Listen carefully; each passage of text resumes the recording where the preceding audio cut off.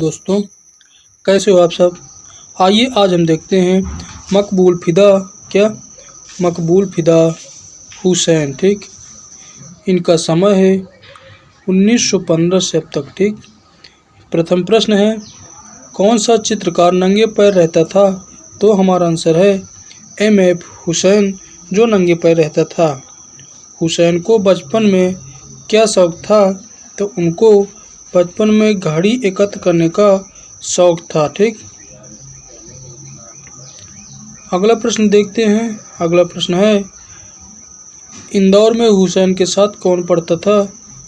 तो N.S. बेंद्रे साथ में पढ़ते थे।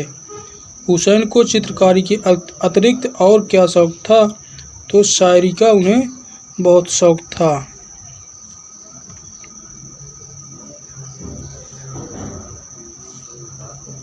अगला प्रश्न है, नाट्यकर्मी सफदर हाशमी की कृति को हुसैन ने किसे भेंट किया? तो उन्होंने हाशमी ट्रस्ट को भेंट किया था। ठीक, मुक्तिबोध कविताओं पर चित्र किसने बनाया है? तो M.F. हुसैन ने बनाया था। ठीक, अगला प्रश्न देखते हैं, वो है, हुसैन का कौन सा चित्र क्रिस्टी की नीलामी में बिका? तो कपल चित्र क्रिस्टी के नीलामी में बिका था $1.5 लाख पर। अब देखते हैं कि हुसैन की कौन सी चित्र श्रृंखला स्वरूप श्रीवास्तव ने खरीदी थी। तो हमारा आंसर क्या है? हमारा आंसर है कि अर्थ श्रृंखला की 125 पेंटिंग खरीदी थी। ये पेंटिंग उन्होंने 100 करोड़ रुपए में खरीदी थी। ठीक, मीनाक्षी ए टेल ऑफ थ्री सिटीज किसकी फिल्म है? तो वो है M.F. हुसैन की। ठीक, हुसैन ने मीनाक्षी में कौन से 3 शहर दिखाए? तो हैदराबाद, जैसलमेर तथा प्रयागराज को 3 शहर के रूप में दिखाए थे। ठीक, अब देखिए अगला जो प्रश्न है वो है,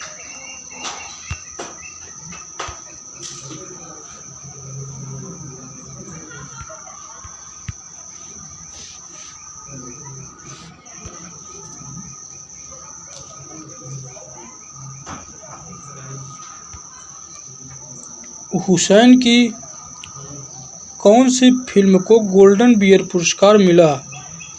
तो वो जो मिला था, तो through the eye of a painter.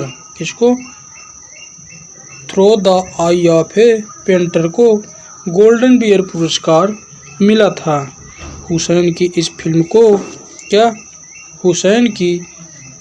Film को गोल्डन बियर पुरस्कार कब मिला था? तो 1968 में मिला था। कहाँ?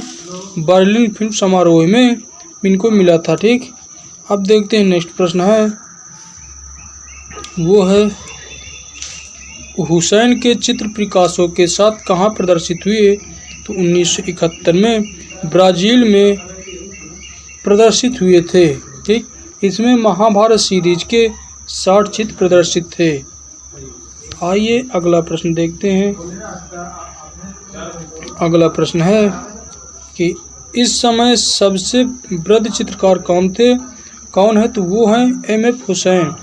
M.F. हुसैन की फिल्म कौन कौन सी है? तो गजगामिनी और मीनाक्षी इनकी फिल्म है। ठीक, अब देखते हैं नेक्स्ट प्रश्न, तो हुसैन ने किन अभिनेत्रियों के पोर्ट्रेट बनाए थे? तो हुसैन ने उर्मिला, तब्बू, माधुरी दीक्षित तथा अमृता राव के पोर्ट्रेट चित्र बनाए थे। ठीक, अब हम देखते हैं अगला प्रश्न है, भारत के एकमात्र चित्रकार कौन है जिनके चित्र पिकासो के साथ प्रदर्शित हुए हैं? तो वो है M.F. हुसैन। ठीक, एकमात्र ऐसे चित्रकार हैं जिनके चित्र पिकासो के साथ प्रदर्शित हुए थे। ठीक, हुसैन किस देश का सबसे बड़ा आधुनिक कलाकार मानते हैं? किसे? हुसैन किसे देश का सबसे बड़ा आधुनिक कलाकार मानते हैं? तो हमारा आंसर है गाय तोड़े को सबसे बड़ा आधुनिक कलाकार मानते हैं। ठीक, M.F. हुसैन के चित्रकार बेटे का क्या नाम था? उनके बेटे का नाम शमशाद हुसैन था। क्या नाम था? शमशाद हुसैन था। ठीक है, अब देखते हैं हम हुसैन ने अपनी किस पेंटिंग को सफ़ेद रंग से पोतकर विसर्जन नाम दिया था। क्या पोतकर विसर्जन नाम दिया था दुर्गा को। ठीक, ये पेंटिंग इन्होंने कलकत्ता में बनाई थी। कहाँ? कलकत्ता में बनाई थी। एम.एफ. हुसैन ने दुर्गा के रूप में किसको चित्रित किया था? इंदिरा गांधी को चित्रित किया था। ठीक, अब हम देखते हैं हुसैन जिस कार पर चलते थे उस पर उन्होंने किसका चित्र बनाया था? तो घोड़े का चित्र बनाया था। हुसैन ने चप्पल पहनना कब से त्याग दिया था? तो उन्होंने चप्पल पहनना कवि मुक्त बोध की अंतिम यात्रा से दुखी होकर चप्पल त्याग दिया था। ठीक, अब देखते हैं कि सन 2004 ईस्वी में ललित कला अकादमी की तरफ से ललित कला रत्न का पुरस्कार किसे दिया गया? तो जो ललित कला रत्न का पुरस्कार मिला है एम.एफ. हुसैन को ही मिला था। ठीक, अगला प्रश्न, हुसैन को राज्यसभा का सदस्य कब मनोनीत किया गया था? तो राज्यसभा का सदस्य उनको 1987 में मनोनीत किया गया था। ठीक, अगला प्रश्न देखते हैं। अगला प्रश्न है कि लैंप और मकड़ी के बीच चित्र किसने चित्रित किया? क्या लैंप और मकड़ी के बीच चित्र किसने चित्रित किया? एम.एफ. हुसैन ने ही चित्रित किया था। ठीक, अब देखिए through the eye of an artist. क्या through the eye of an artist film किसने बनाई थी? तो बनाई थी एम.एफ. हुसैन ने ही बनाई थी। ठीक, अब हम देखते हैं कि केंद्रीय ललित कला अकादमी का प्रथम पुरस्कार सन 1955 ईस्वी में किसे मिला? तो वो मिला था एम.एफ. हुसैन को। ठीक, हुसैन की सबसे बड़ी प्रदर्शनी कहाँ लगी? तो वो लगी थी पियरे कार्दा गैलरी पेरिस में 3 नवंबर 2004 में लगी थी। ठीक, इस प्रदर्शनी में हुसैन की अर्ध श्रृंखला के 25 चित्र प्रदर्शित किए गए थे। ठीक,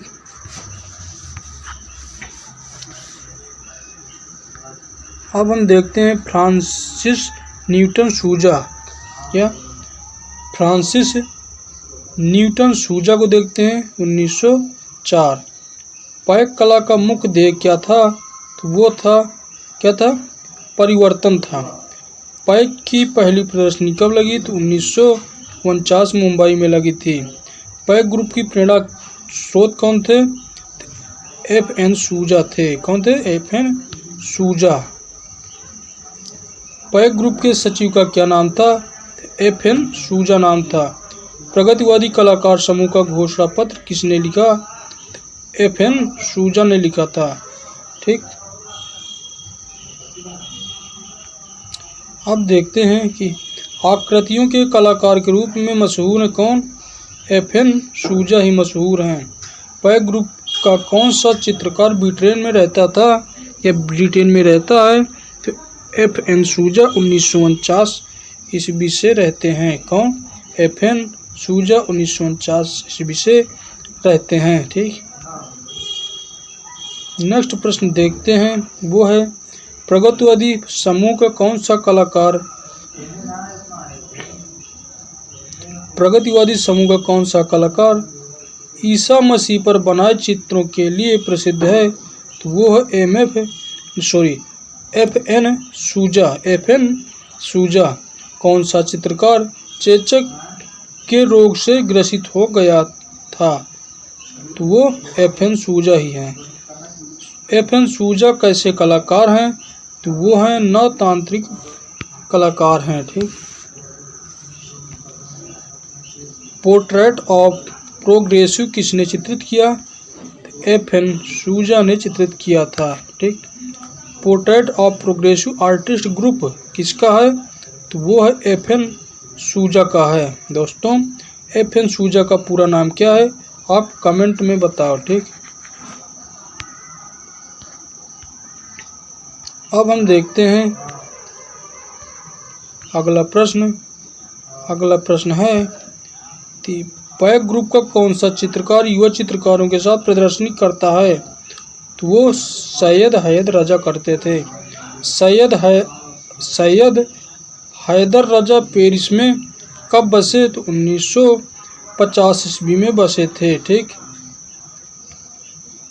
सैयद हैदर रजा ने अपनी कला की शुरुआत किन चित्रों से की? तो उन्होंने दृश्य चित्रों के माध्यम से अपनी कला की शुरुआत की थी। कश्मीर की प्राकृतिक सुषमा को किसने अपने चित्रों में बिखेरा? तो सैयद हैदर रजा ने बिखेरा था। ठीक, अब हम देखते हैं कि कश्मीर की गली चित्र किसका है? तो वो है सैयद हैदर रजा का है। ये राजा का सेरीग्राफ है। सेरीग्राफ सिल्क के कपड़े पर बनता था। ठीक, बनता है। किस चित्रकार की पत्नी चित्रकार थी? किस चित्रकार की पत्नी चित्रकार थी? तो हमारा आंसर है सैयद हैदर रजा की पत्नी चित्रकार थी। ठीक, नेक्स्ट प्रश्न है सैयद हैदर रजा भारत में हर वर्ष किस महीने में आते हैं? तो वो जनवरी के महीने में आते हैं। सैयद हैदर रजा का मुख्य बिंदु बीज मंत्र क्या? सैयद हैदर रजा का बिंदु बीज मंत्र चित्र कौन सी नीलामी में बिका? तो हमारा आंसर है क्या है?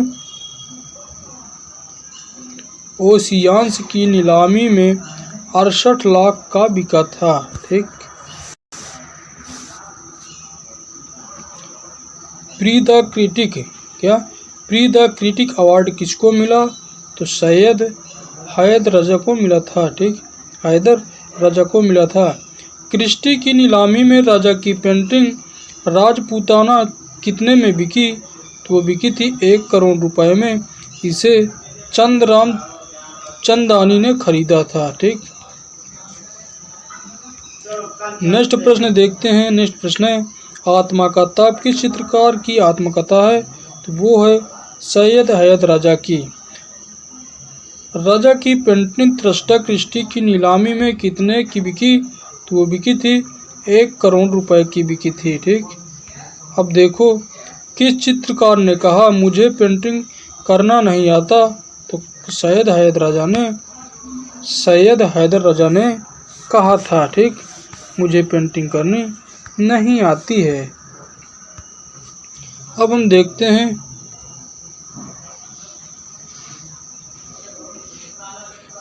कृष्ण हावला जी आरा क्या? कृष्ण हावला जी आरा 1914 से 85 तक। ठीक, पैक ग्रुप का कौन सा चित्रकार आजीवन कुंवारा रहा?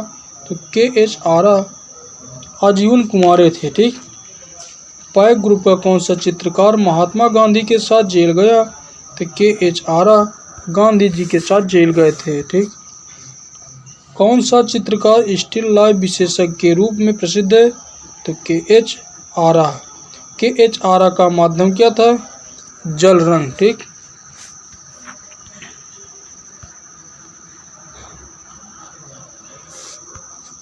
देखते हैं के.एच. आरा को मराठा बैटल चित्र के लिए गवर्नर का पुरस्कार कब मिला? तो वो मिला था 1944 में। ठीक, इंडिपेंडेंस डे प्रोसेंसस जो 14 फीट की एक विशाल पेंटिंग है किसकी है? तो वो है के.एच. आरा की। ठीक,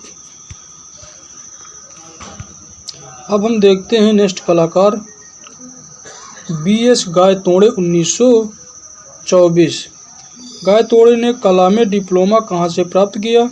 तो 1948 में sir J school of art Mumbai से। प्रगतिवादी समूह के कलाकार गायतोड़े किस रूप में जाने जाते हैं? तो वो एक पेंटर के रूप में जाने जाते हैं। ठीक, गायतोड़े को चित्रकार के अतिरिक्त और किस में रुचि है? तो वो है संगीत, फिल्म, दर्शन शास्त्र में। गायतोड़े कैसे चित्रकार हैं? तो सुलीप डिजाइन यानी कि कैलीग्राफिक डिजाइन के चित्रकार हैं। ठीक है दोस्तों, आज हम इतना ही देखते हैं। अब मिलते हैं नए चित्रकारों के साथ नए टॉपिक में। ठीक, ओके, थैंक्स।